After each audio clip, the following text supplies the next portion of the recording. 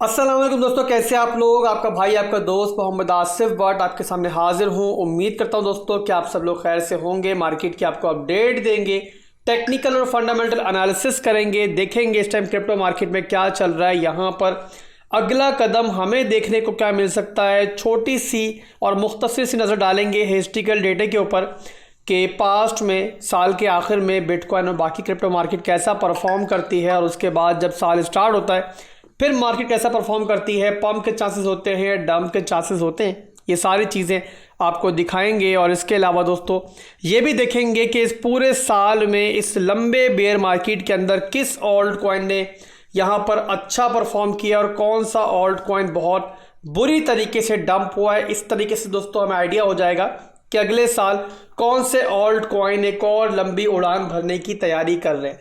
तो बिना किसी देरी के वीडियो को स्टार्ट करने जा रहा हूँ, बट उससे पहले अगर फर्स्ट टाइम चैनल पे आए हैं तो पहला काम ये कर लें कि चैनल को आप सब्सक्राइब कर लें, साथ में बेल आइकन पर भी क्लिक कर लें ताकि दोस्तों तमाम नोटिफिकेशंस जो इस चैनल पे वीडियोस आती हैं उसके आपको फौरी तौर पर मिल जाए। इस चैनल पर आपको ना सिर्फ के मार्केट की अपडेट्स मिलती हैं, साथ में आपको वो एजुकेशनल कंटेंट इस चैनल पर मिलता है और आने वाले दिनों में मजीद भी मिलेगा जो शायद आपको कहीं $1000 पे करके भी ना मिले। वीडियो पसंद आए तो लाइक और कमेंट करना भी मेरे प्यारे भाइयों ने नहीं भूलना है। तो यहाँ पर फेयर एंड ग्रीड इंडेक्स दोस्तों मेरे सामने खुला हुआ है और ये पूरा महीना लगभग जो है खौफ से भरा हुआ था रिटेल ट्रेडर्स के लिए। आपके सामने है कि लास्ट मंथ को देखें तो भी फेयर आ रहा है और लास्ट वीक को देखें तब भी फेयर का ही यहाँ मीटर हमें दिखा रहा है।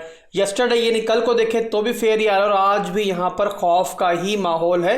लगभग जो वैल्यूज़ हैं वो भी 28, 27, 26 यानी कि लगभग सेम वैल्यू इस पूरे जो एक महीने और 1.5 महीने के अंदर मार्केट में चल रहा है। और ओवरऑल जो रिटेल ट्रेडर्स हैं वो अभी भी ये एक्सपेक्ट कर रहे हैं कि मार्केट मज़ीद नीचे जाएगी और वो क्रैश के खौफ से अभी भी दो चार है। तो ये दोस्तों फेयर एंड ग्रीड इंडेक्स था जिसके बारे में आपको बताया। आप चलेंगे टेक्निकल एनालिसिस के ऊपर और बिटकॉइन का चार्ट खोलता हूं दोस्तों। 4 घंटे के टाइम फ्रेम के अंदर बिटकॉइन का चार्ट खोला हुआ है और यहाँ पर 4 घंटे के टाइम फ्रेम के अंदर बिटकॉइन अपनी मिड रेंज से नीचे इस टाइम ट्रेड कर रहा है और यहाँ पर हमारे पास एक असेंडिंग ट्राइंगल बनता हुआ हमें दिखाई दे रहा था, वो यहाँ पर ब्रेक डाउन हुआ है इस रेंज के अंदर।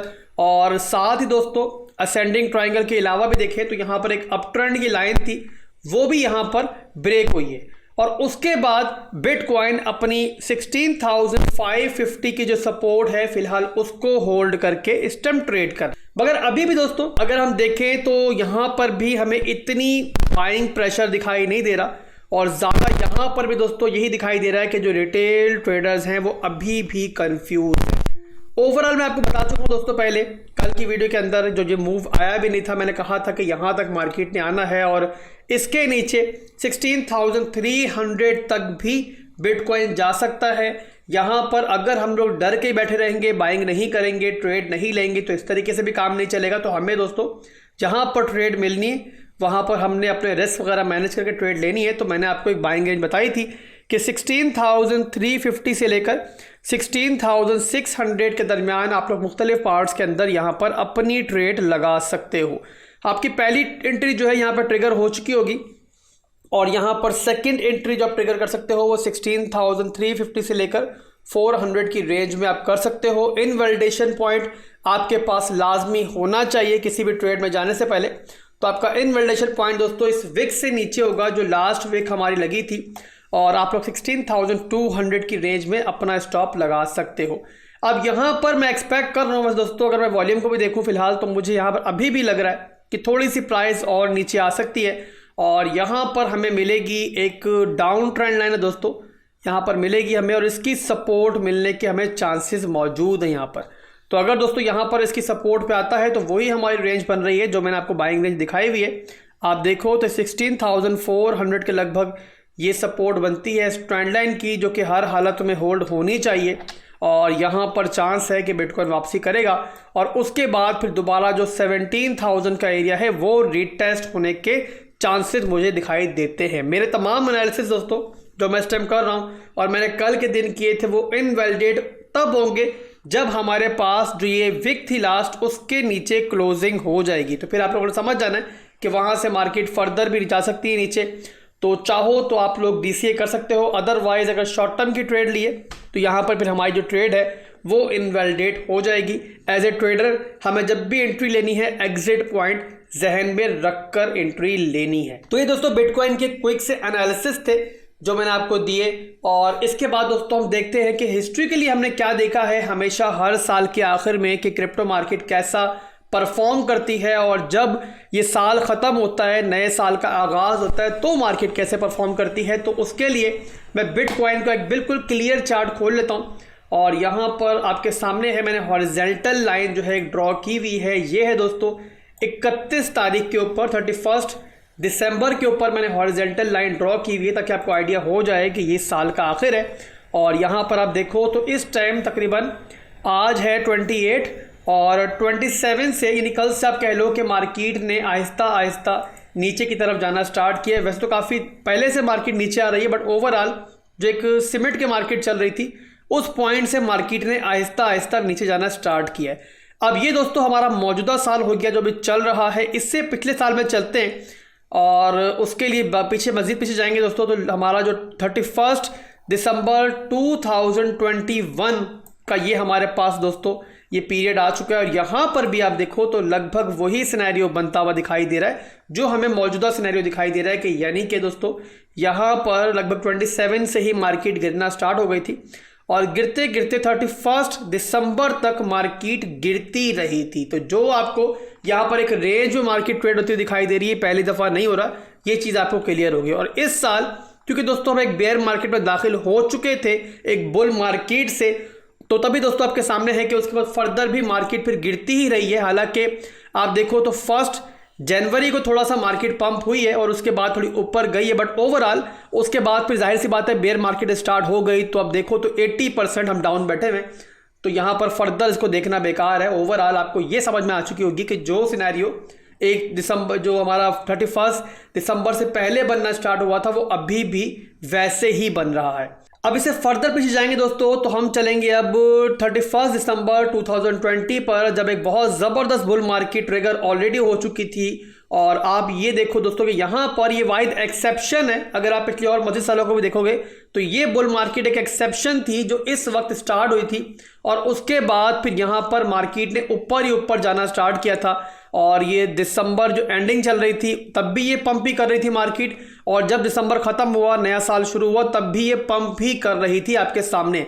थोड़ा बहुत रिट्रेसमेंट हमें आगे चल के देखने में आया, बट ओवरऑल ये बहुत ज़बरदस्त बुल मार्केट थी जिसमें आई थिंक 90% पाकिस्तानी और इंडियन यूज़र्स जो हैं वो एंटर हुए थे मार्केट के अंदर, और उन्होंने यहीं पर बहुत बड़े बड़े ख्वाब बनाए थे। मार्केट को चढ़ते हुए देखा, पूरा साल मार्केट पंप होती रही, और वहीं पर उन्होंने एक बिल्कुल ट्रेडिंग का गलत कॉन्सेप्ट सीखा जो सो कॉल्ड गुरुज ने उनको सिखाया, और विदाउट स्टॉप लॉस ट्रेड करना उनको सिखाया उस बुल मार्केट के अंदर कि जहां पर मार्केट टॉप पर थी उन्होंने ट्रेड्स ली, और उनकी तमाम ट्रेड्स अगर स्पॉट में ली होंगी तो 95% तक डाउन में होंगी, और फ्यूचर में होंगी तो जाहिर सी बात है वो लोग इस टाइम लिक्विडेट हो चुके होंगे। बहरहाल दोस्तों यहाँ पर फर्दर बैक पे चलेंगे और यहाँ पर तो हमें समझ में आ चुकी है कि ये एक अनोखा केस था इस साल का कि जहां पर हमें मार्केट बस पंप की होती हुई दिखाई दे रही थी। दिसंबर से पहले देखें या बाद में देखें। बहरहाल दोस्तों फर्दर बैक पे चलेंगे 2019 के अंदर, और 2019 में भी लगभग वही सूरत हाल बनती हुई दिखाई दे रही है हमें जो अभी बनती हुई दिखाई दे रही है, या फिर 2021 के आखिर में बनती हुई दिखाई दे रही थी।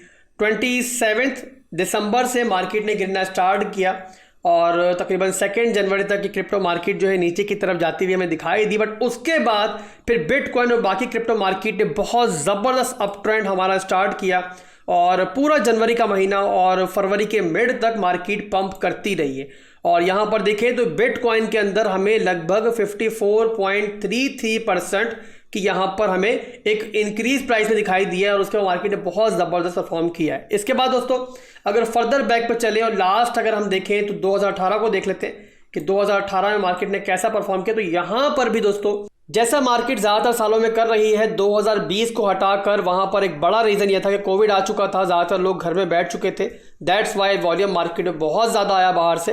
बट अभी देखें तो मार्केट जैसा परफॉर्म कर रही है ये वही दोस्तों ट्रेंड है जो तमाम सालों के अंदर हमने होते हुए देखा है। तो यहाँ पर काफ़ी कुछ समझ में आ चुका होगा आपको कि क्रिप्टो मार्केट कुछ अनोखा परफॉर्म नहीं कर रही है, और दिसंबर के एंड में लगभग यही सूरत हाल होती है। इसके बाद चलेंगे दोस्तों एक फंडामेंटल अपडेट की तरफ। तमाम कंपनी तकरीबन साल के आखिर में अपनी ऑडिट रिपोर्ट्स पेश करती हैं। वैसे ही पब्लिक बिटकॉइन माइनर्स कंपनीज जो रजिस्टर्ड हैं इस टाइम, उन्होंने भी अपनी रिपोर्ट पेश की है।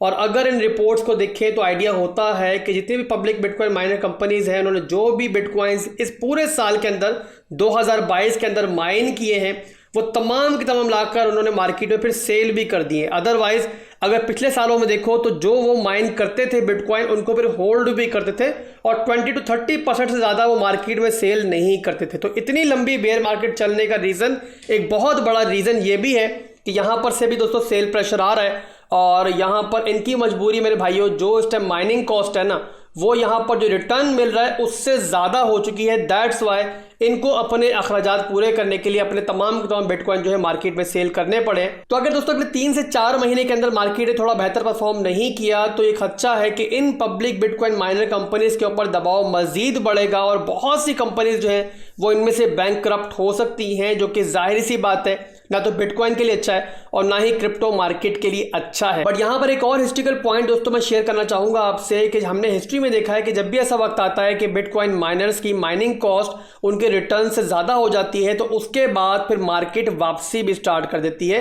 तो ये पॉसिबल है दोस्तों कि आने वाले दिनों में और आने वाले महीनों में आपको मार्केट थोड़ा बहुत बेहतर परफॉर्म करती हुई दिखाई दे।